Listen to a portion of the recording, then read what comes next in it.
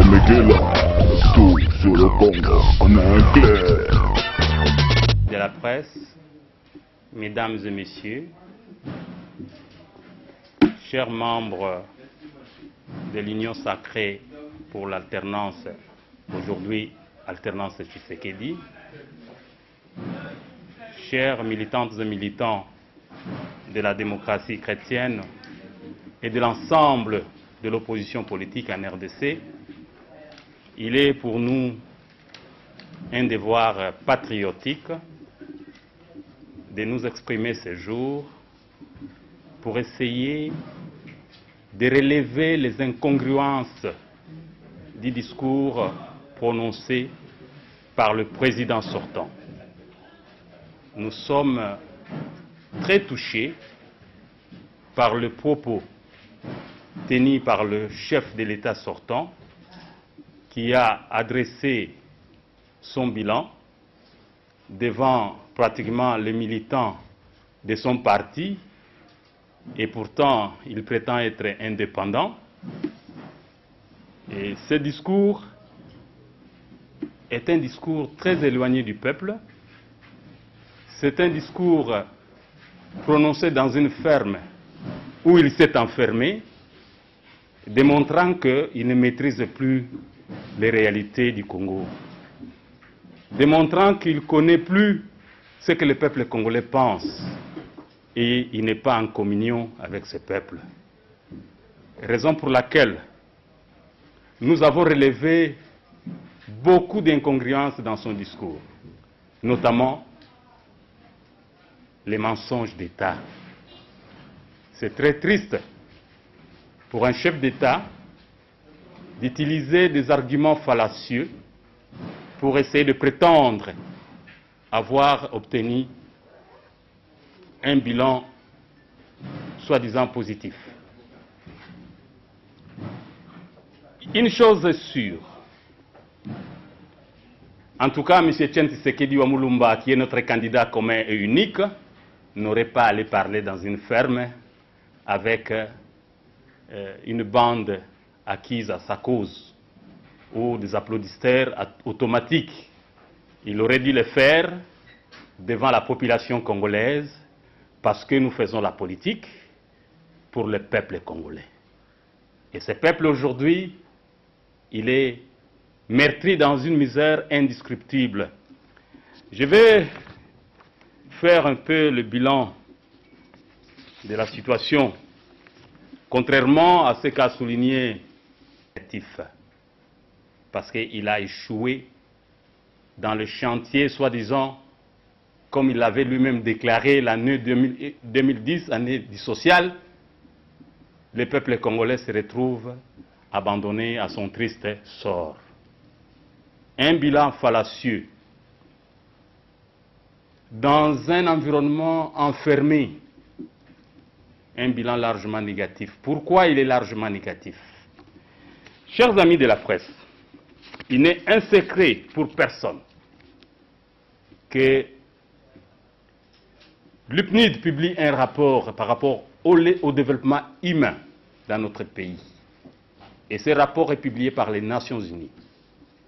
Vous aurez sûrement appris que l'UPNID avait publié son rapport 2010 où il a fait état plutôt,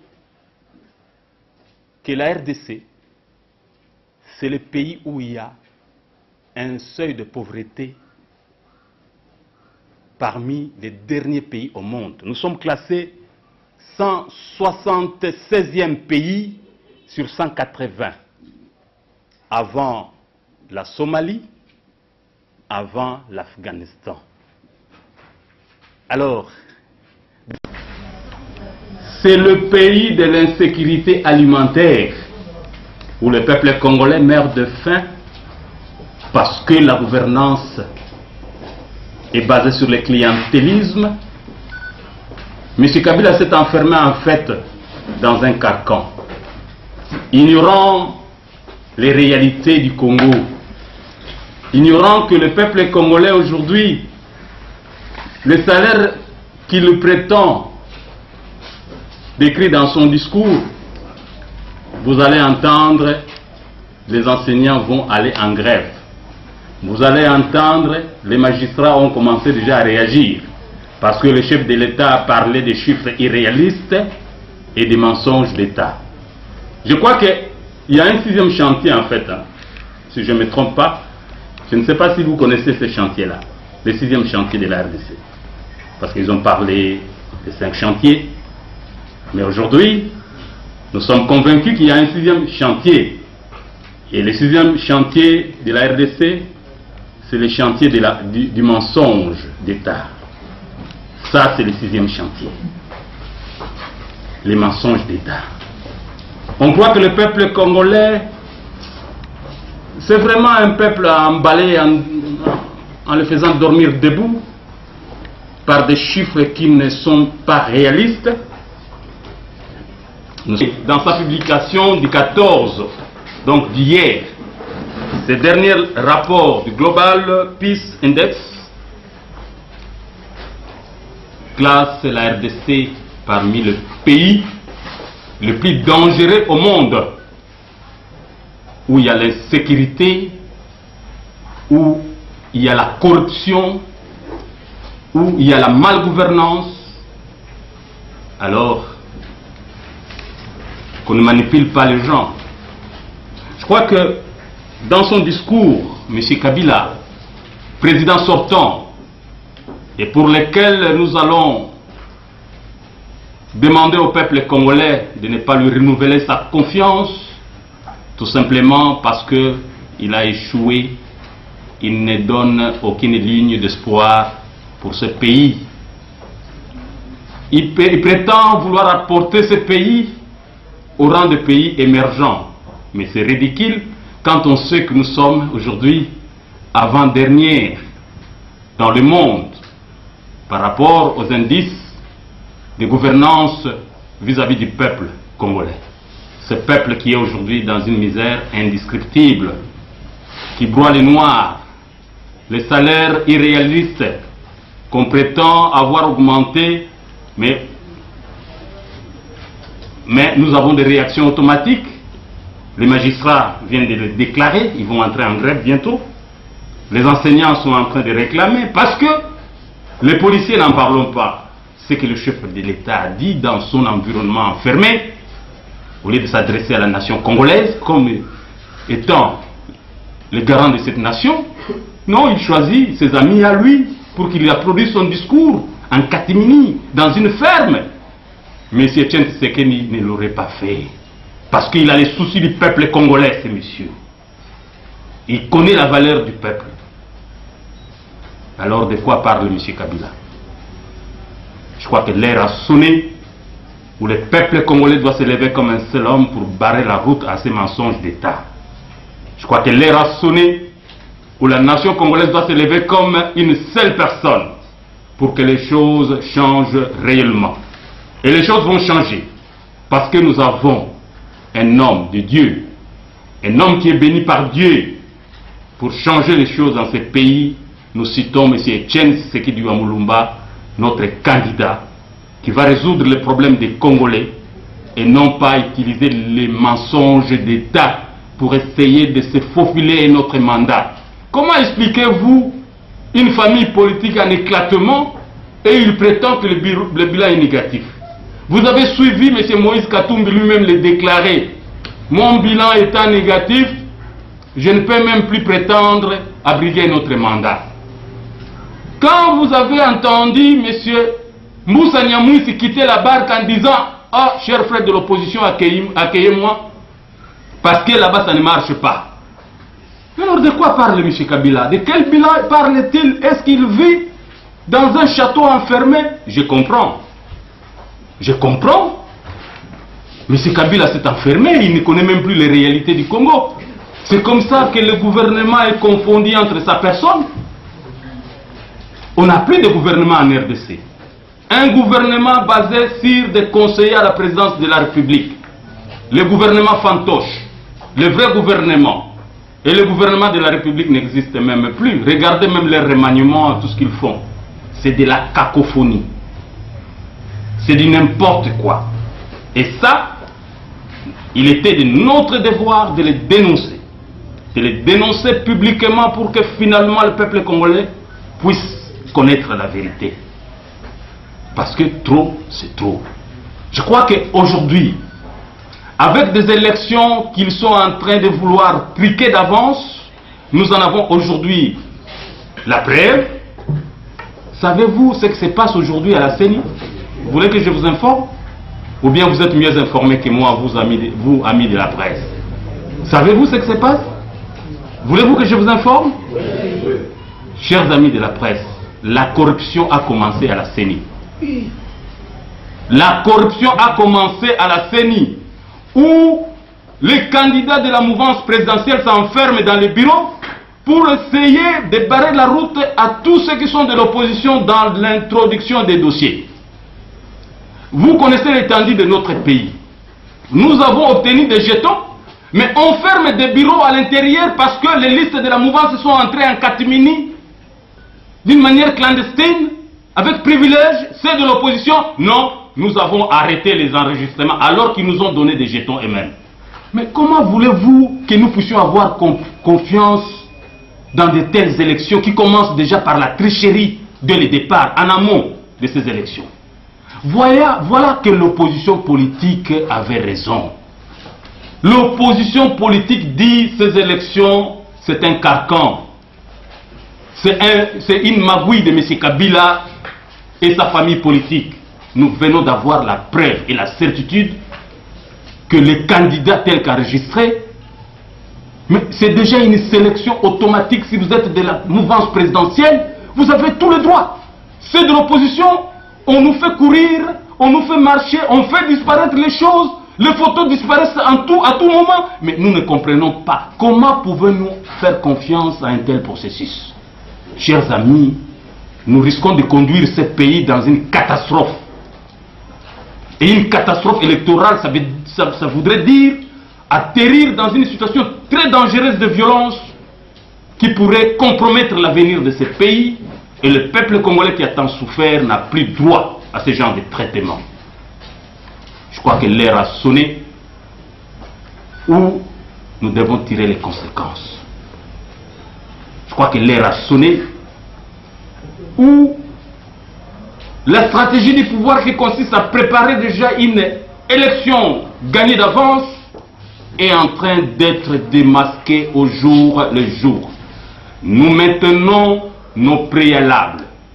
Nous maintenons nos exigences, faute de quoi nous ne signerons pas le code de bonne conduite, faute de quoi des élections non apaisées, atterrissage non apaisé. Des élections mal organisées, atterrissage dans la violence. Et M. Kabila sera le seul responsable de cette violence parce que c'est lui qui organise toute cette manipulation électorale. C'est en sa faveur. Nous ne pouvons pas accepter que nous, partis d'opposition, nous devons souffrir, courir, alors que ceux du pouvoir, tout est facilité, ils s'enferment dans les bureaux, ils ont tous les avantages. Vous connaissez vous-même l'étendue de notre pays. Nous sommes un pays pratiquement aux dimensions continentales. Nous sommes un grand pays où il n'existe pas de compagnies aériennes. Et le nombre de jours qu'on a donné à nos candidats, nous ne sommes pas au pouvoir, nous n'utilisons pas les moyens de l'État. Et on est en train de nous fermer les portes pour des prétextes fallacieux, sans tenir compte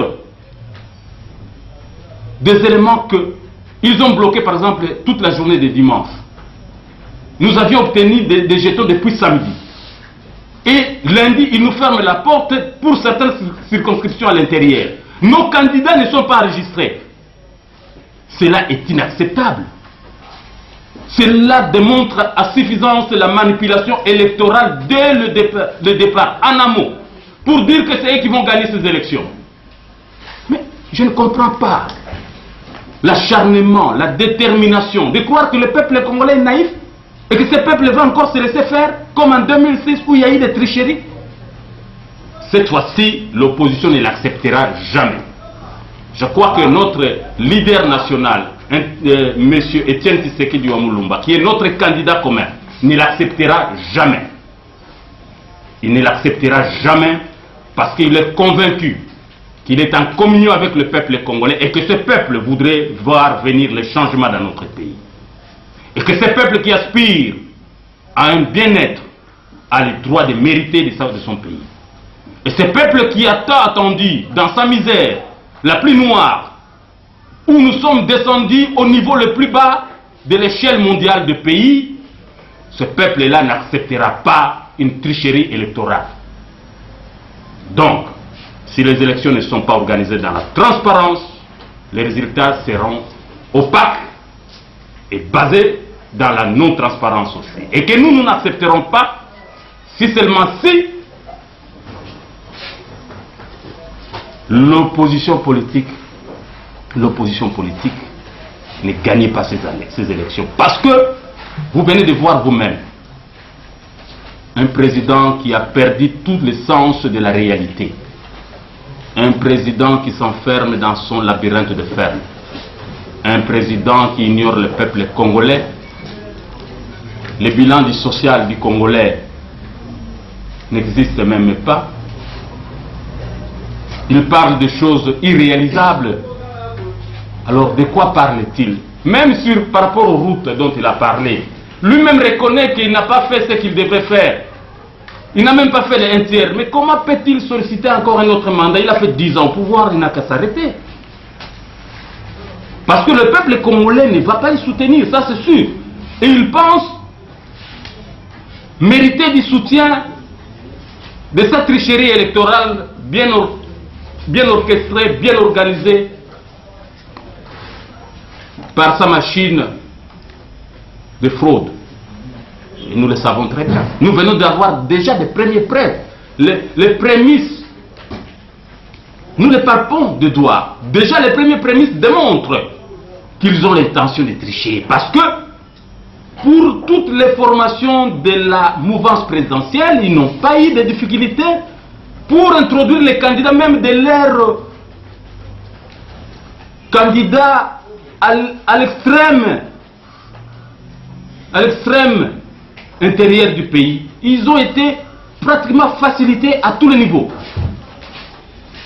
Et l'opposition politique, qui n'a pas les moyens matériels que disposent les pouvoirs, les avions de l'État, les transports affrétés d'avance, se retrouve marginalisés, se retrouve délaissés pour compte. Voilà, chers amis, qui risque d'entraîner M. Kabila cet mensonge, un discours préparé. Je ne sais pas si il se rend compte aux pauvres magistrats pour lesquels on décrit des chiffres qu'ils n'ont jamais touchés par rapport aux enseignants. Heureusement pour le Congo, heureusement, et que le peuple congolais, nous pensons, n'aura pas à lui renouveler sa confiance. Faillite sociale, bilan proclamé dans une ferme comme étant positif, alors que nous devrons faire la politique par rapport à notre population, non? Je pense que nous ne faisons pas la politique pour nous-mêmes. Et ils font la politique pour leur bande, pour leur famille. C'est comme ça qu'ils se font des applaudissements en famille.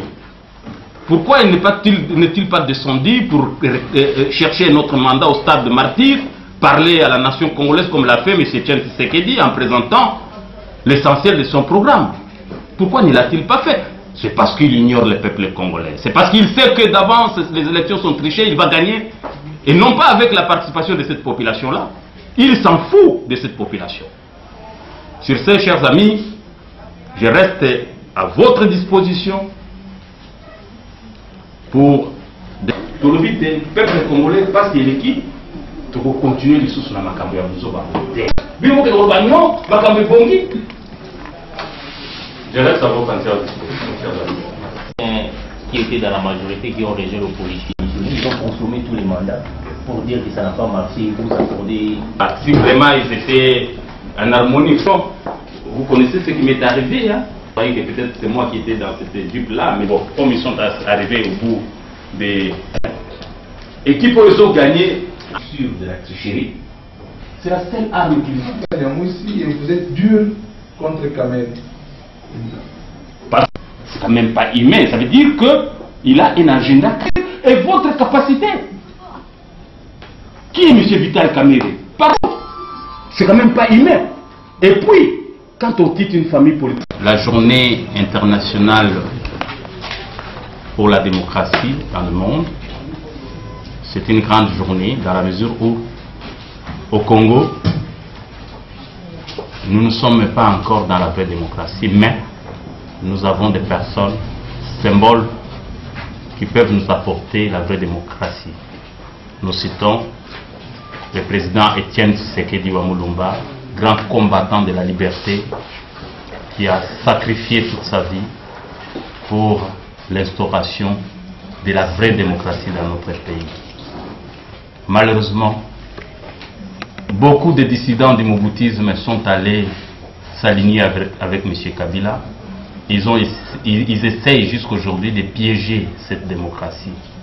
En fait, notre pays vit dans une forme d'état démocratique, mais où, dans le fond, les pratiques sont antidémocratiques, les pratiques sont celles d'une dictature qui se cache derrière les formes démocratiques. Et c'est comme ça qu'un grand homme comme M.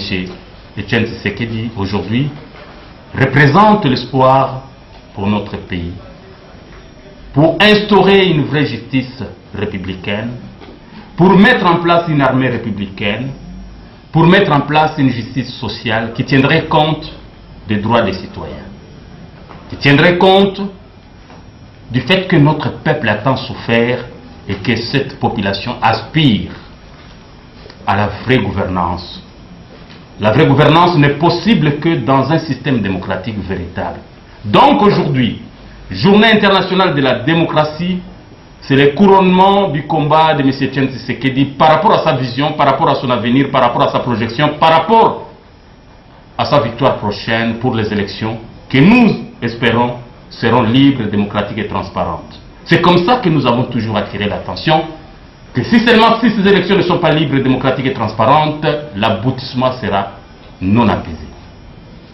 Or, lui, en tant que démocrate, son rêve, c'est de voir aboutir une démocratie apaisée, une élection apaisée. Nous proclamons solennellement ce jour M. Etienne Tshisekedi wa Mulumba, grand mécène, grand leader en RDC pour la lutte démocratique. Et pour cette journée, c'est en fait sa journée. C'est lui qui a pu arracher la naissance d'une démocratie agonisante aujourd'hui. Mais avec son arrivée prochaine, ça sera le couronnement de la nation congolaise. J'ai dit et je vous remercie quant à cette Tout sur le Congo en anglais.